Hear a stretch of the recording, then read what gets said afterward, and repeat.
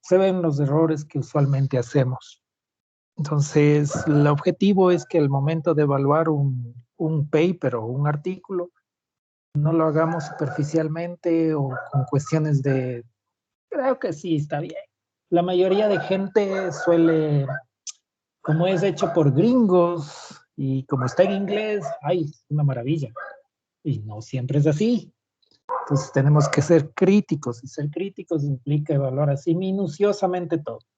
De hecho, entonces, este es como que el estudio emblemático de las cohortes. ¿Cómo sabemos que es un diseño de cohorte? A ver, jóvenes. Aquí pueden meter mano todos, ¿no? Generalmente las cohortes se caracterizan por no ser experimentales, es decir, son observacionales. También siempre clasifican o sea, los integrantes de acuerdo a la función en su exposición, es decir, los que están expuestos, los que no están expuestos. Eh, También se caracteriza por ser, como ya les dije, observacional, ser analítico, es decir, estudia causa-efecto, ser longitudinal, es decir, tú vas a dar un seguimiento y ya. Y eso me parece, claro, ya es se caracteriza por tener multiefectividad, es decir, a partir de una única exposición, tú puedes estudiar varios efectos. Por ejemplo, en este caso, el tabaco. El tabaco se estudió, los efectos del tabaco eran los tumores, infartos, también puede ser trombosis. Entonces, eso, Doc. Ya. Entonces, estamos claros en el hecho de que un estudio de cohorte empieza identificando un riesgo y una vez que identificamos ese riesgo, vamos a seguir a la población en riesgo, ¿no? Al grupo de sujetos en riesgo. Y como bien dice, no es que se mide un solo desenlace, se pueden hacer varios brazos incluso para medir varias cosas a la vez. A veces también dicen, no, pero ¿no será que si quería medir tumores de cerebro asociado a la exposición de torres de celular, solo debería medir eso? No, a lo mejor podría medir todos los tipos de cáncer. Sí. Ahora, también hay algo que mencionó Santiago, asociación o causalidad. ¿Cuál es la diferencia?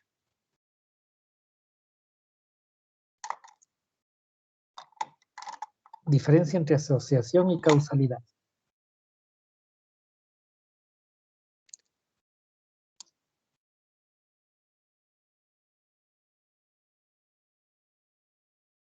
A ver, ¿quién? Cualquiera.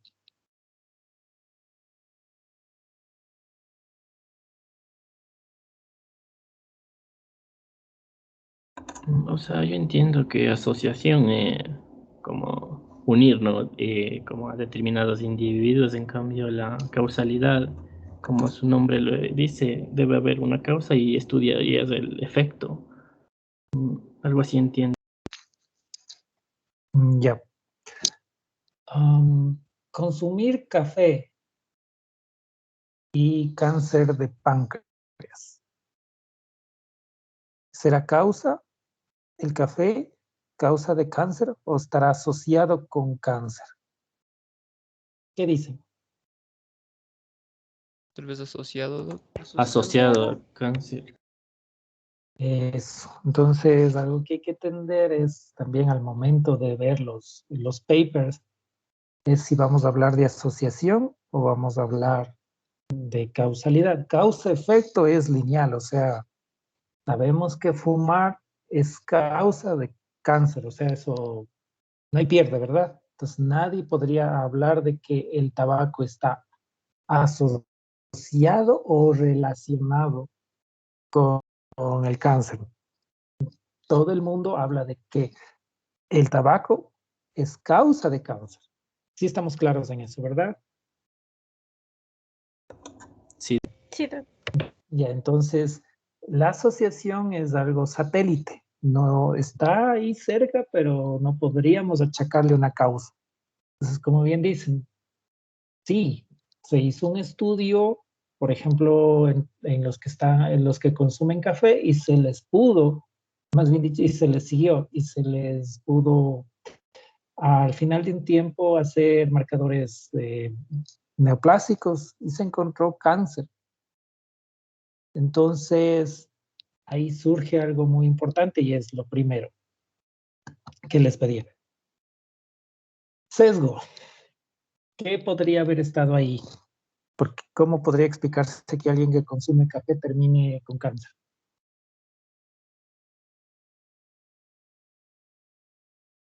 Una predisposición genética, factores del mismo paciente. Ya, ¿qué más? ¿Qué otras cosas causan cáncer?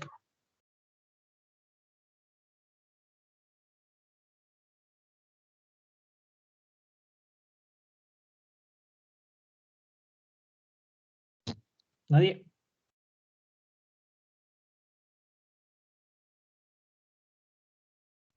¿Mm? Aventúrense, lo que sea. También puede estar vinculado como en la parte laboral del paciente, a lo que se Mm, dedique. Ya, muy bien. Lo que hablamos hace ratito. Sabemos que hay algo que sí causa cáncer, el tabaco. Usualmente los que toman café fuman.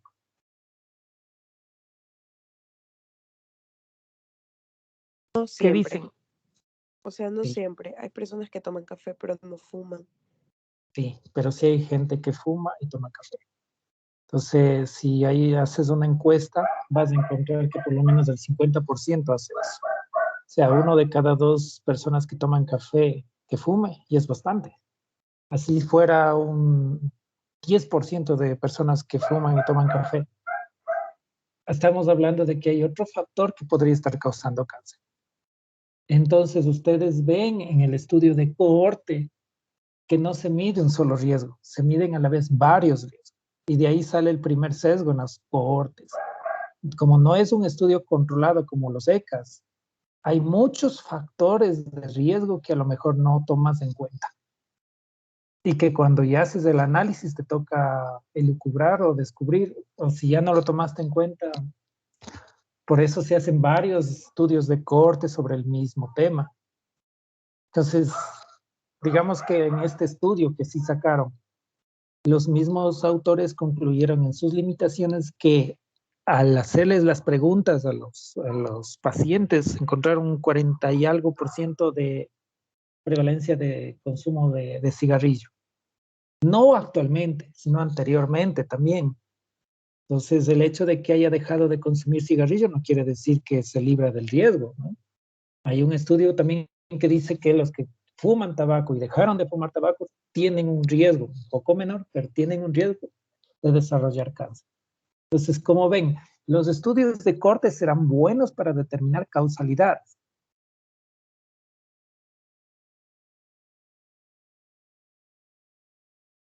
Jóvenes, Sí, sí, doc. para Causalidad. determinar causalidad. O sea, lo que sale en el estudio de corte podemos decir que es causa-efecto. No, no, doctor, tal vez no. No son tan buenos porque sí hay un sesgo. Siempre que hay un sesgo que no podemos controlar, no podemos hablar al 100% de causalidad, ¿no? Donde yo controle todas las variables y pueda hacer, por ejemplo, con ratones esto, poder coger ratones que nunca han fumado y esos ratones les puedo yo dar café. Ahí podría, por ejemplo, decir si es que los ratones, a pesar de que nunca estuvieran expuestos al tabaco y solo usaban café y desarrollaron cáncer, ahí podría hablar de causalidad. Sí hay estudios experimentales en ese sentido, ¿no? Con animales. A ver, muy bien, entonces, el diseño de cohorte creo que no hay mucho problema, ¿verdad? En cuanto a lo que es cruce de variables, eso no es analítico, un estudio de cohorte.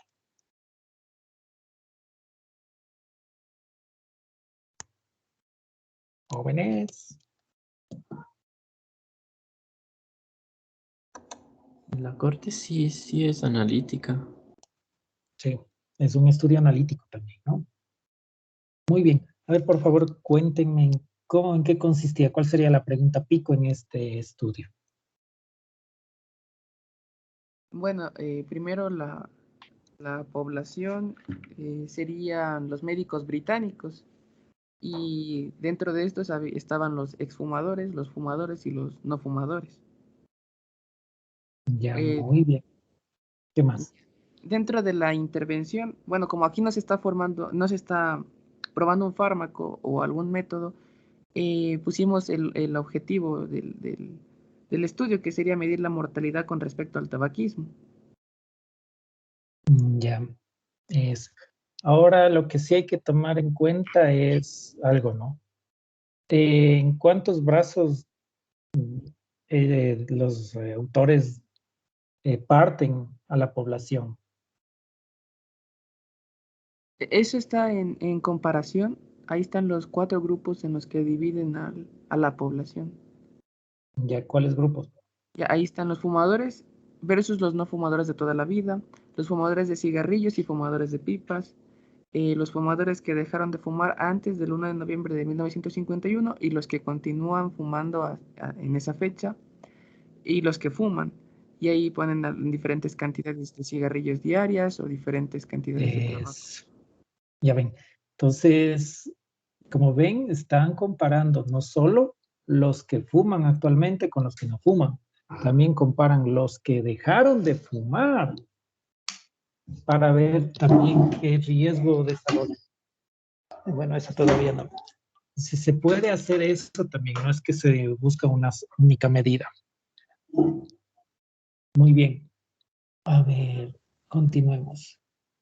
Ya, bueno. Y bueno, para el final de la pregunta pico serían los resultados. Y bueno, habían muchos resultados, un montón. Pero el resultado principal sería la tasa de mortalidad total. Fue un 19% más alta entre los fumadores y un 28% más alta entre fumadores de cigarrillos que no fumadores. Ya, muy bien. Aquí hay que tomar en cuenta algo. Cuando ustedes lean los papers o los artículos, les va a pasar eso también. Van a encontrar artículos donde, claro, el tema está claro, muy específico en el título. Hipolipemiantes intravenosos para disminuir drásticamente los niveles de colesterol. Pero al leer o tratar de leer los resultados encuentran un montón de medidas y probablemente no te dan el resultado que tú estás buscando, ¿sí? Eso es algo que va a ocurrir. De ahí es que algunas de las veces ustedes van a tener que calcular manualmente las medidas para poder orientarse. Esa es una forma de reportar que no es que esté mal, pero, por ejemplo, no todos los artículos cumplen con la expectativa que ustedes tienen. No sé si ya les ha pasado, que encuentran en el título algo que promete supuestamente decirles algo ya, pero directamente, y más las vueltas que les da y no están las medidas que deberían haber. Pero bueno, vamos ahí. Como es un estudio prospectivo, o sea, hacia adelante, ¿qué medidas debería ir por delante? Ahora sí.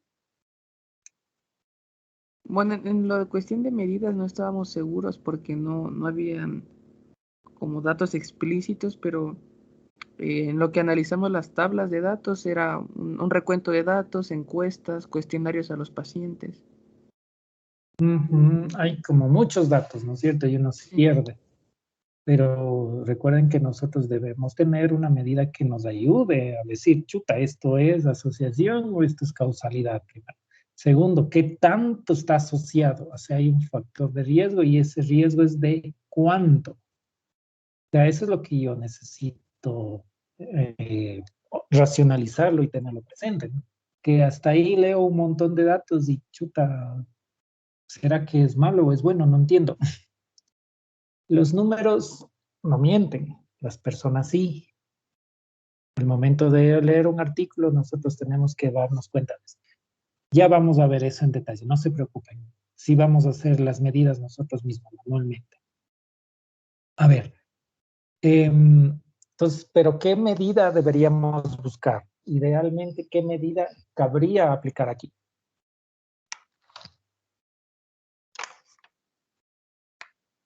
Ya le decimos de la siguiente pregunta, de cuáles otras medidas. No, todavía no hemos resuelto la Ay, medida.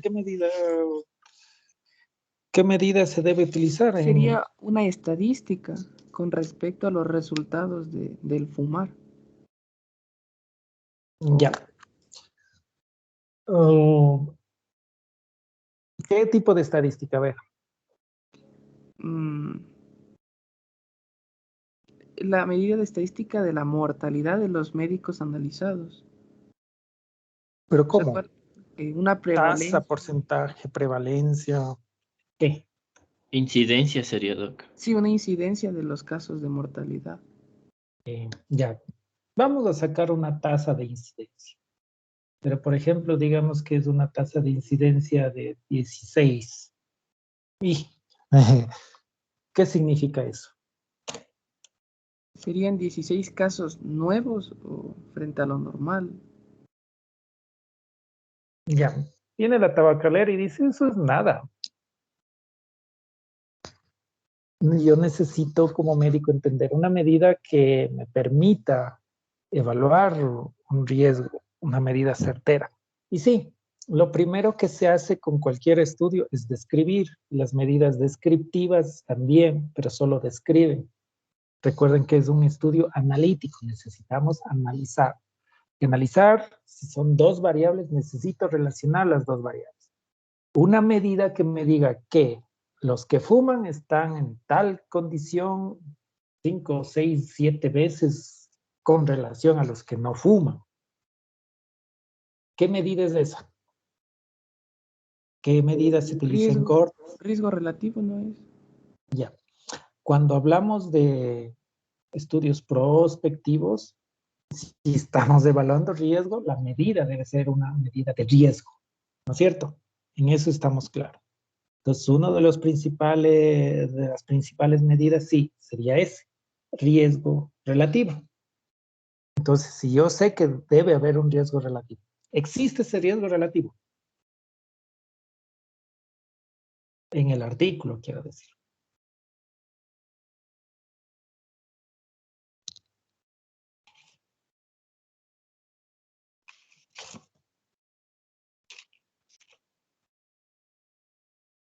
¿Qué dicen jóvenes? ¿Buscaron y encontraron el riesgo relativo?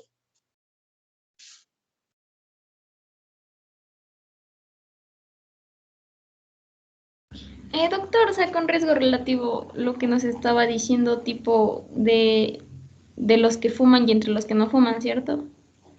Sí, pero encontraron eso en el artículo. O sea, como tal, no sé si se refiere a la parte que tal vez, porque sí nos decía, por ejemplo, que ciertos fumadores tenían, fumaban cuantas cajetillas, otros eran moderados, otros fumaban menos, entonces no sé si con eso ya hay esa parte. Ya. Entonces, empecemos definiendo qué es el riesgo relativo. Es la frecuencia, no, ¿cómo sería? Es la cantidad de veces que puedes presentar una enfermedad frente a factores de riesgo. A ver, ¿alguien más? ¿Alguien más?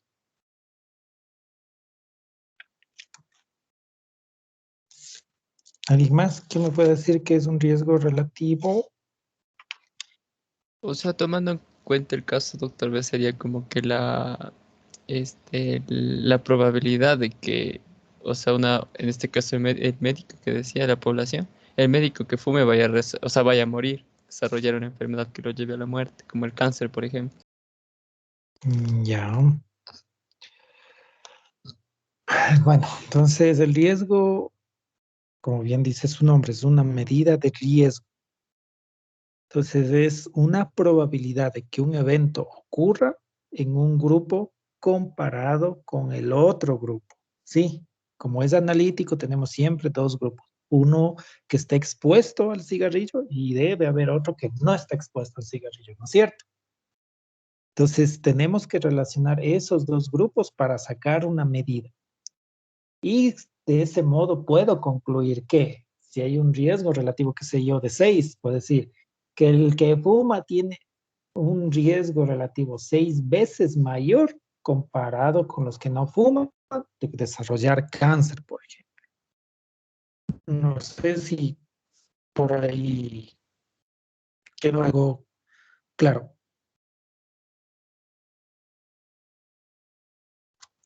Nada.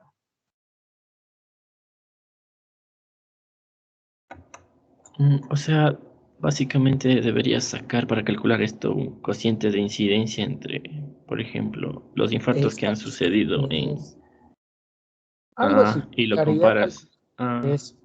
Tocaría calcular ok. la incidencia en los que estuvieron expuestos al tabaco, ¿no es cierto? Y calcular la incidencia en los que no estuvieron expuestos al tabaco. Y en esos dos coeficientes sacar, claro, una mezcla. Más o menos así sería una lógica así desde lejos. Pero para eso existe una fórmula. Y eso es lo que hay que buscar. Buscamos la fórmula y buscamos los datos. Hacemos la tabla de 2 por 2. Dicho sea de paso, la tabla de 2 por 2 es lo que les va a perseguir en todas sus pesadillas hasta el día que se mueran. Porque la tabla de 2 por 2 es peor que el rosario en el caso de los médicos. Entonces tenemos que trasladar los datos que sí están ahí a la tabla de 2 por 2 y calcular nosotros manualmente el riesgo relativo. Ahí recién vamos a tener una medida que nos digan si es que el riesgo relativo es de 2.6, lo que me diría que los que fuman tienen 2.6 veces más riesgo de desarrollar cáncer. Pero recuerden que hay varios grupos. Entonces debería comparar cuántas personas consumen tabaco actualmente con el otro grupo que sería cuántas personas no consumen tabaco. ¿Cuántas personas pararon de fumar tabaco en no sé qué año comparado con las personas que no consumen tabaco?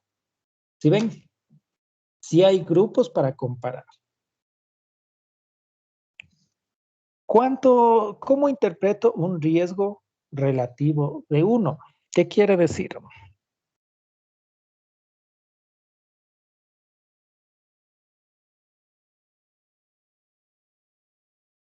Que no hay riesgo, tal vez.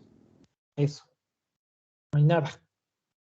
Porque para que de 1 quiere decir que existe el mismo coeficiente de incidencia en los dos grupos, ¿no? O sea, si tomas agua y hacemos ahorita un estudio de tomar agua como riesgo para desarrollar cáncer, probablemente vamos a encontrar que en los dos grupos encontramos lo mismo, la misma incidencia de cáncer, 0. Si hacemos el riesgo relativo, probablemente nos salga un 1. Entonces hay formas de interpretar. Ahora, eso no es suficiente. Un riesgo relativo también te dice algo como eso, pero necesitamos aislar cuál es el peso específico que tiene el uso del tabaco. Y es otra medida que se llama riesgo atribuible. ¿Sí? Entonces, muchas de las veces nosotros necesitamos una medida que nos ayude a entender el paper que estamos leyendo. Y en este caso, nos va a tocar calcular manualmente. Ya les voy a hacer ese ejercicio. No se preocupen. No necesitan aprenderse fórmulas ni nada, porque ahora todo está en el internet, hasta hay calculadoras en Excel. A ver, vamos a ver. Entonces, no es solo suficiente, en el caso de los resultados, fijarse en las tasas o porcentajes. No es una medida que me ayude mucho, ¿no?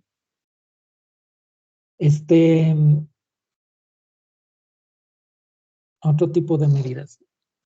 Déjenme ver, por favor, otro tipo de medidas. Ya. ¿Qué otro tipos de medidas ustedes proponen que se pudo haber utilizado ahí? Más bien pusimos las que encontramos que se usaron. Pusimos las de frecuencia porque teníamos las medidas de con cuánta frecuencia cada persona fumaba y por eso se les había clasificado como con la gravedad de cuántos cigarrillos fumaban, también la tasa de mortalidad y la incidencia de los médicos fumadores. Ya. Esas son medidas descriptivas. Como decíamos, está bien cuando se trata de algo tan pequeño como esto, las muestras, describir algo así, servirá para poder generalizar. ¿Qué dicen ustedes? Que no, para generalizar, no. No, eso. Entonces, para poder generalizar o inferir, utilizamos estas medidas de inferencia como el riesgo relativo. Entonces, está bien en describir, pero eso, por ejemplo, no nos ayuda ya en la parte de toma de decisiones. A ver, ¿cuál es la diferencia entre un sesgo y un factor de confusión? Son dos cosas diferentes. Ahí le han puesto sesgo de confusión. Y a ver, ¿quién me dice qué podría ser un sesgo y qué podría ser un factor de confusión?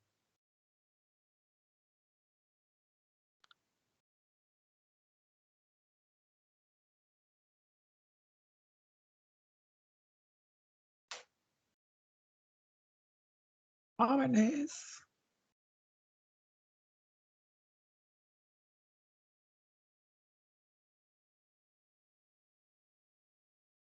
jóvenes, ¿qué opinan ustedes? ¿Qué sería un sesgo y qué El sería? sesgo, no sé, tal vez sería una característica que haga que el estudio se desvíe hacia, no sé, cierta cosa, y en cambio el factor de confusión sería una variable introducida que lo que haga sea alterar el resultado. O sea, Sí, sí, está no muy sé. bien.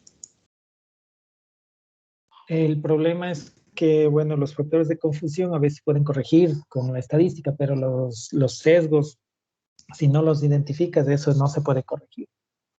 Lo que habíamos hablado, ¿no? Si es que tú estás evaluando, dices, voy a trabajar en un estudio de corte con personas alcohólicas para saber si van a desarrollar cáncer hepático, algo así. Pero si es que una persona es alcohólica, es probable que también use o cigarrillo o use otro tipo de drogas también, ¿no es cierto? Y dices, no, capaz que no. Así que mejor no les pregunto eso. Pero resulta que terminaste tu estudio y por ahí al azar alguien les hizo unas pruebas de orina y dice, ni sabe, de esos pacientes con los que usted estaba haciendo el estudio, 6 dieron positivo para cocaína. ¿Ves? Ya una vez que recogiste los datos ya no puedes hacer nada. No hay prueba estadística que te corrija eso. Entonces, hay una diferencia entre sesgo y factor de confusión. Eso, por favor, tomarán en cuenta.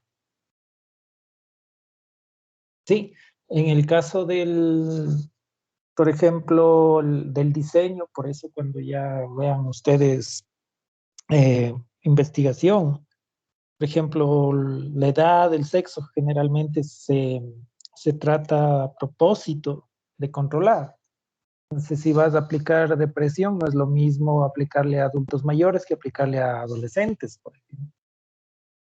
Hay enfermedades que son propias de la infancia y propias de los adultos mayores, entonces no basta con recoger la edad. Hay que recogerlo por grupos etarios, por ejemplo. Ya. A ver, continuemos. Sesgos de selección, entonces. Eso.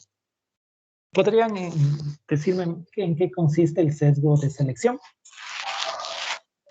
Bueno, el sesgo de selección es cuando se van a ocurrir la presencia de errores, pero que van a estar relacionados principalmente a la población en estudio. Entonces, dentro de estos dos sesgos de selección podemos tener tanto un sesgo de muestreo como un sesgo por pérdidas durante el seguimiento. Con respecto al sesgo de muestreo, es principalmente relacionado a las características de la población que vamos a estudiar. Entonces, por ejemplo, estas características que tienen la población de estudio no son las adecuadas o no son las que nosotros queremos o vamos a estudiar. Y con respecto al sesgo por pérdidas durante el seguimiento, estos ocurren cuando los sujetos abandonan el estudio durante el seguimiento y por lo tanto difieren entre los que permanecen en el estudio y entre los que se abandonan. Entonces, si las pérdidas están relacionadas con alguna característica de los participantes, ya sea por la exposición o el desenlace estudiado, se debe determinar si este influye sobre los resultados del estudio. Ya, chévere. Bueno, en este caso, al momento de seleccionar como dicen los sujetos con los que vas a trabajar, te toca coger lo que hay. Es decir, si eres médico ocupacional y dices voy a trabajar con los que están trabajando en las cabinas de peaje y dicen, bueno, hay 6 en el turno de la mañana, 6 en el turno del mediodía y 4 en el turno de la noche y hay 2 que también hacen itinerancia. No hay más, pues, te toca coger a toditos. Como dice, solo hay 25, chuta. Ya pues, coges a todos ellos.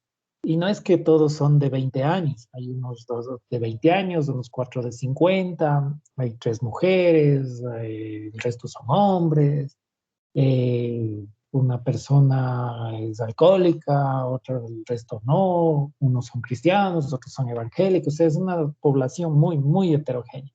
Entonces, al tener una población así bastante heterogénea, tenemos esa dificultad, ¿no? Es el sesgo de selección. Las pérdidas importan porque si pasan del 30%, se jodió.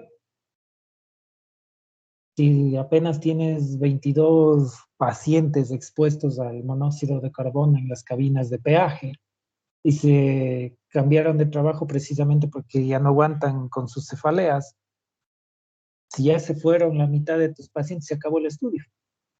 Y si continúas a pesar de todo, esos datos van a estar ya muy sesgados, ¿no es cierto? El sesgo de información, lo mismo, lo que habíamos hablado, los pacientes APS reportan cosas y a veces te ocultan información. Si tú, por ejemplo, le dices, ¿sabe qué? A ustedes que son mineros, les voy a aplicar un cuestionario. Si dicen, si aquí en las minas, que es nuestra forma de vivir, sale algo mal en ese estudio, nos van a clausurar, muchachos. Entonces preguntas, ¿algún problema sexual? No. ¿Algún problema con su memoria? No, jamás. Entonces no te pueden, a veces no te dan la información completa y no les puedes obligar. Entonces estás concluyendo, qué sé yo, que el uso de arsénico en minas de Saruma no tiene ningún riesgo para desarrollar deterioro cognitivo. Ahora, eso no es cierto, ¿no? Porque puede haber un sesgo de información. Eso es algo que deben, por ejemplo, tomar en cuenta al momento de leer los papers cuando son estudios de corte. No sé si alguna vez les hicieron una encuesta de violencia creo que era, de violencia de género. ¿Ya les hicieron esa encuesta? No, No. ¿O alguna encuesta donde les hayan dicho que califiquen a sus profesores o alguna encuesta donde les hayan dicho qué problemas tienen con sus asignaturas? ¿No les han hecho alguna de esas encuestas? sí, en la U nos obligan a Ya, llenar eso. pero no esa. Hay unas que hacen, hay una de violencia, me acuerdo que le decía en Google Docs, nombre, apellido, facultad, número de cédula. Primera pregunta, ¿usted ha sido víctima de acoso sexual? Sí, no. Si ha sido víctima de acoso sexual, ¿por parte de quién? ¿De un profesor? ¿De qué más era? ¿De un empleado? ¿De otro compañero? Si ha sido víctima por parte de profesor, ¿de qué cátedra sí? Si les preguntan así, con nombre y apellido y esas cosas, ¿alguien respondería con la verdad, a pesar de que está autoidentificándose hasta con número de cédula y prácticamente identificando al que hizo violencia? Y no, doctor, sinceramente no. Sí, muchas cosas cuando no son anónimas, sobre todo, suele ocurrir eso. Por eso miden violencia y dice que la prevalencia de violencia en la Universidad Central es del 7%, creo. 7%, pero sí, chuta, no sé cómo estará en la parte virtual, pero en lo presencial era alarmante. Todo el mundo se quejaba, todos los estudiantes se quejaban de que había alguien que les violentaba. Incluso en el caso de las chicas, había algunos profesores que hasta incluso se sobrepasaban físicamente. Y eso no está reportado. Entonces, eso es un sesgo, por ejemplo, de información. Entonces, ¿se podría concluir que el 7% de violencia es una cifra real en caso de prevalencia? No, hay un sesgo. Y si hiciéramos un estudio de corte, También tenemos que tomar en cuenta ese sesgo, ¿no? A ver, bájenle un poquito más. Ya, eso es no. A ver, jóvenes, preguntas sobre esto de un estudio de cohorte.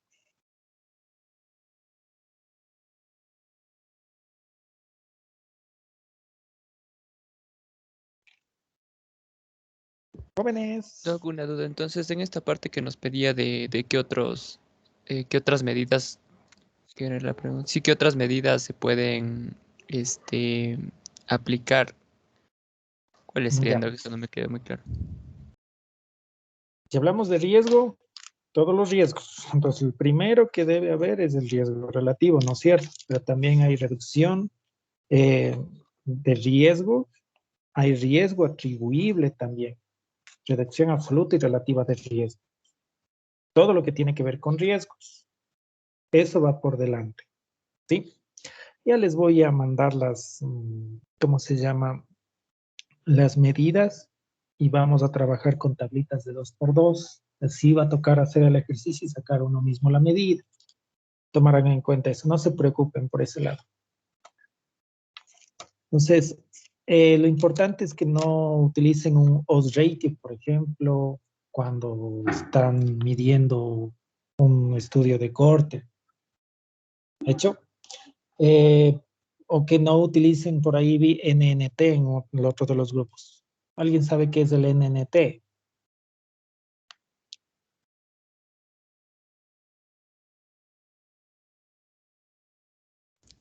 Número necesario a tratar. Ya. Esa medida, ¿dónde utilizaría? ¿En qué contexto? ¿Cómo sería? En ensayos clínicos aleatorizados.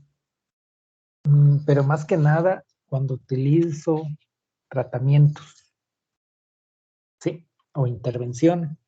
Por ejemplo, dice, qué sé yo, el uso de atorvastatina tienen un NNT de, qué sé yo, 2.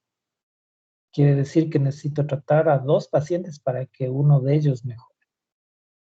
¿Sí? Entonces, mientras más alto es el NNT, más malo es el tratamiento. Por ejemplo, si dice que tengo un NNT de 8, si debo dar ese fármaco costoso a 8 personas para que solo una de ellas mejore, entonces es algo muy malo para ese medicamento. Entonces, el NNT tiene un sentido cuando hablamos de tratamientos. No tiene mucho sentido cuando hablamos, por ejemplo, de estudios de cortes, donde lo que necesitamos medir, en cambio, son riesgos. ¿Sí? Entonces, hay un montón de medidas, pero no es que tenemos que utilizarlas todas. Asimismo, por ahí vi el Mantel-Haenszel, que es un método para poder agrupar estudios y se puede utilizar también en revisiones sistemáticas, pero no es lo usual. Asimismo, Kaplan-Meier. Kaplan-Meier es esa curva de supervivencia para ver cuántos pacientes quedan vivos después del tratamiento. Si estoy haciendo un ensayo clínico donde comparo el ibuprofeno versus la chiripiorca dorada para la fiebre en niños menores de 10 años, ninguno de los dos medicamentos está asociado con una mortalidad muy alta, ¿no? Entonces, no me serviría de mucho hacer una curva de Kaplan-Meier. No sé si por ahí, si me están siguiendo el hilo.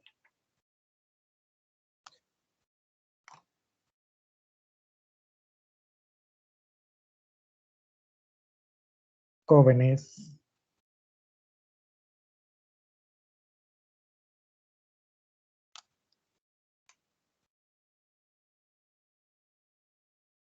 Jóvenes, ¿qué pasó? ¿Se durmieron? No, Doc, sí, sí le estamos entendiendo. Ya, bueno. Entonces, aquí hay otra cosa que quiero que comparen con el estudio en cambio de caso control. El estudio de caso control es algo parecido en el hecho de que son dos grupos, ¿no es cierto? Uno en el que son los casos y otro que vamos a hacer los controles. Tienen varias medidas también, así que no se asusten. Es un poco más sencillo de entender. Pero las medidas son diferentes. Aquí, en el caso de ¿Me pueden dar colocando ahora el grupo el adenocarcinoma de vagina?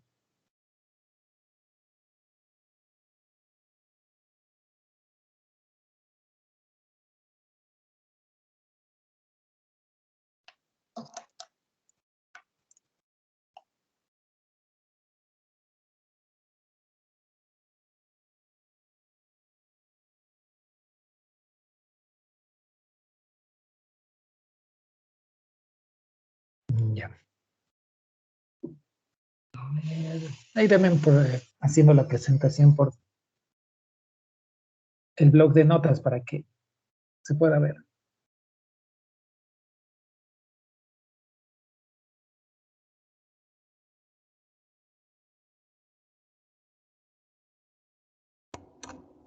¿Yo mismo les proyecto, Doc, o el grupo? El grupo. Ah, ¿Verdad que tienen un representante para el grupo? Sí, ya le están compartiendo. Lo que pasa es que como yo estoy ahorita en el celu, no le puedo compartir en el blog de notas. Ya. Otro de los integrantes, verán que son un montón. Sí, por.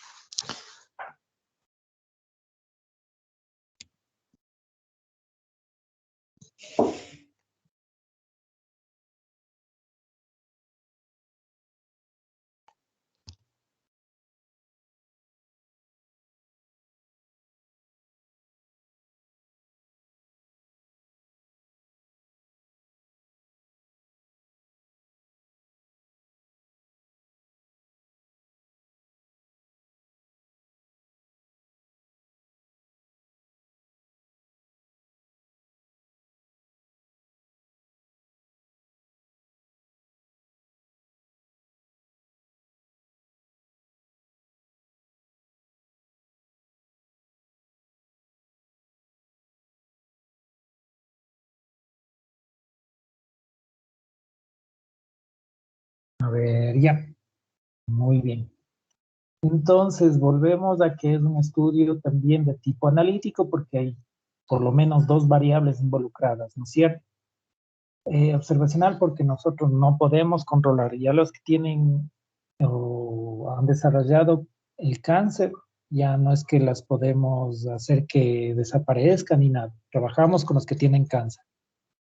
A ver, por favor, para que me ayuden, entonces, ¿cuál sería la pregunta pico, los del grupo?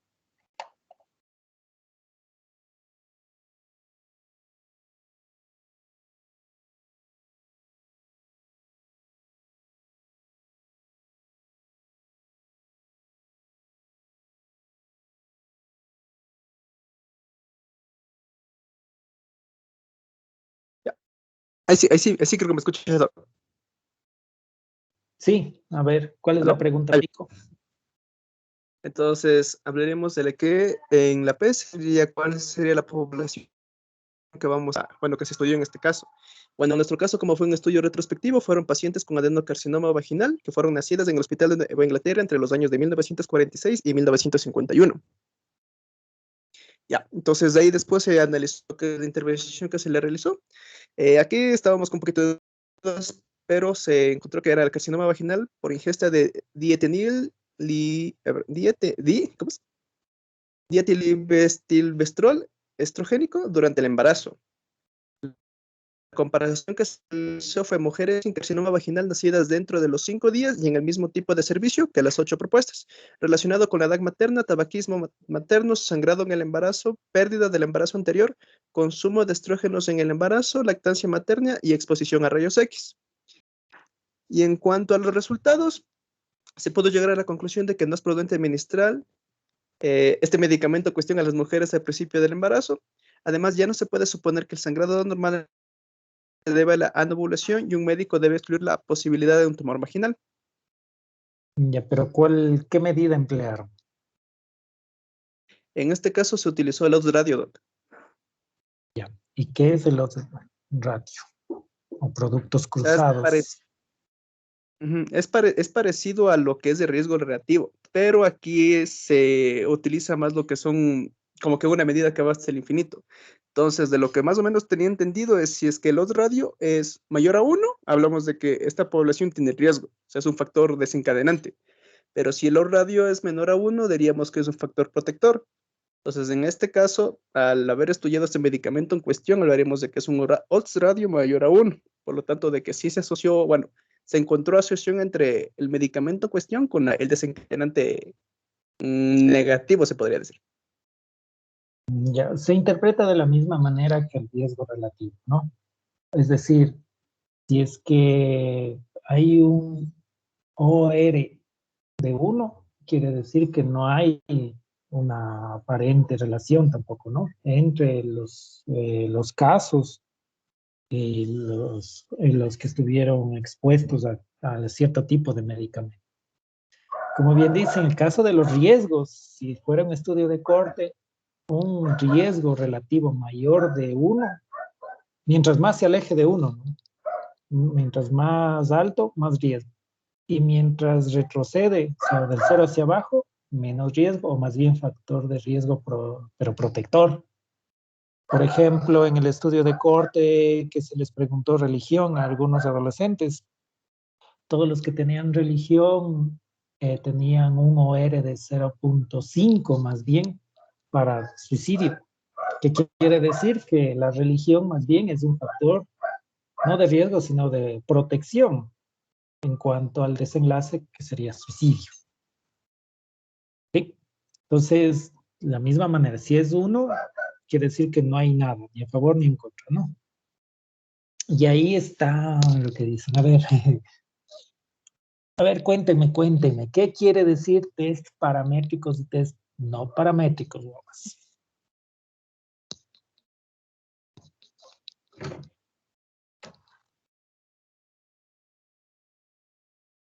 A ver, jóvenes.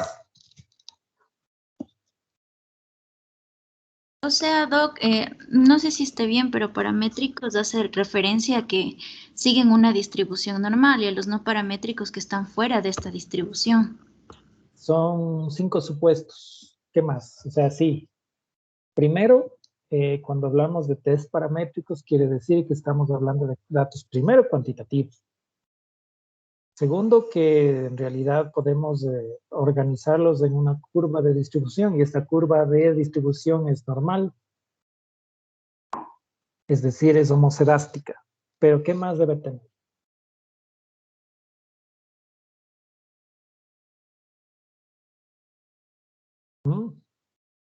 ¿Cuáles son los otros supuestos o requisitos para aplicar medidas paramétricas?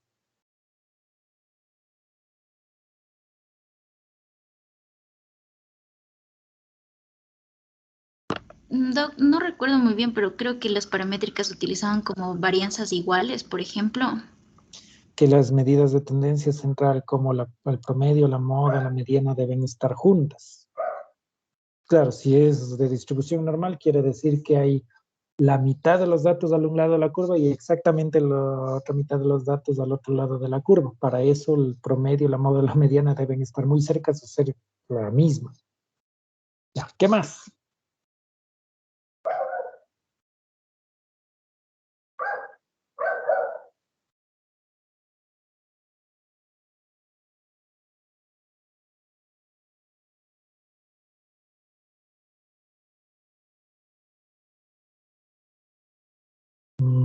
Ya, bueno, huevos, no pasa nada.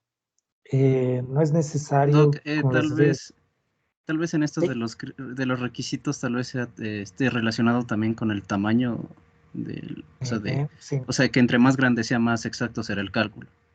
Ahora, si es mientras más grande, menos sesgo, eso sí. Mientras más grande, más parecida a la curva de distribución normal. Pero mientras más grande la muestra, más se parece al parámetro, pues, o sea, al universo. Pero no hay problema. Entonces, yo lo que les voy a poner es una tabla que me van a dar llenando. Es una tabla en la cual vamos a hacer de estudios analíticos cuál es la variable dependiente y cuál es la independiente. Y según eso, para ir llenando qué tipo de pruebas se pueden utilizar. ¿Ya? Entonces, por ejemplo, si tenemos una variable dependiente cuantitativa, independiente cuantitativa, las dos son cuantitativas, ¿qué hago? Ahí, por ejemplo, si es paramétrica, puedo utilizar la t-de-Student, comparar. Si no es paramétrica, también tengo que utilizar la otra t. Y así, para cada cruce de variables existe un diseño, no es nada del otro mundo. Y no necesitan aprenderse de memoria, solo necesitan saber eso al momento de leer el artículo. Porque así como ustedes, puede alguien ocurrírsele y decir, ay, no, pues voy a comparar el ibuprofeno con la nimesulida y voy a utilizar Kaplan-Meier para ver cuántos quedan vivos. Todos quedaron vivos, así que la nimesulida es una maravilla, igual que el ibuprofeno para los guapos. Pero no, sabemos que la nimesulida no es buena en población pediátrica. ¿Por qué? Porque tiene otras medidas, como un riesgo relativo de desarrollar nefropatías agudas intersticiales y cosas así. Entonces, hay que ser muy cautos con las medidas que utilizan los autores y a veces nos toca a nosotros mismos sacar las medidas para entender bien. No, ya ven que no ha sido tan bonito la medicina basada en evidencia.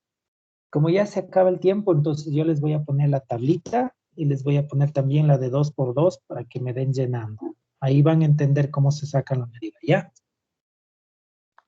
Ahí mismo en el bloc de notas ya les voy a poner. ¿Y hasta cuándo la debemos llenar, Doc? Disculpe. Hasta la otra semana. Ah, ya listo. Sí, no. Como decía, el objetivo es que entiendan de dónde vienen las cosas, nada más. Ya les voy a poner, les voy a sacar los datos y poner directamente. Y a veces uno no se da cuenta, pero todo está en el artículo. Ya. Doc, una pregunta. Dele. Había un grupo que exponía este día y ese grupo expondría la otra semana. Sí, alcanzamos. Verán que la semana pasada iba a exponerla a una compañera, porque la otra estuvo con calamidad y algo pasó. Ya vamos a ver eso. Y también está pendiente el examen, está autorizado por dirección de carrera de la persona que me comentaron. No hay problema, yo ya les tomo la próxima semana para quedarme después de clase un ratito con el examen. ¿Hecho?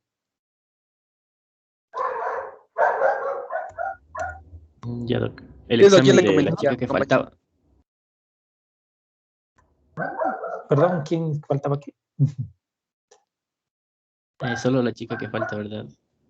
Sí, Solo una después del chica. examen. Sí, para que... Después de No hay clases. problema, sí, después. No hay problema, está autorizado y todo, no hay convenientes con eso, ¿no? Que estén nomás tranquila. Listo, Doc, muchas gracias, ya le di. Una Ya. duda. La otra semana expondría el grupo que exponía hoy y un grupo más o solo... Creo o que solo... alcanzamos con el grupo que exponía hoy. Entonces, ya Sí, listo. sí. Solo el Es que grupo que tenemos que exponía. acabar con las tablitas de esas que les decía, la tabla de 2x2 y la de cruce de variables para que podamos entender las medidas, ¿ya? Listo, doctor. Ya pues. Ya, guaguas, cuídense. Nos vemos la otra semana.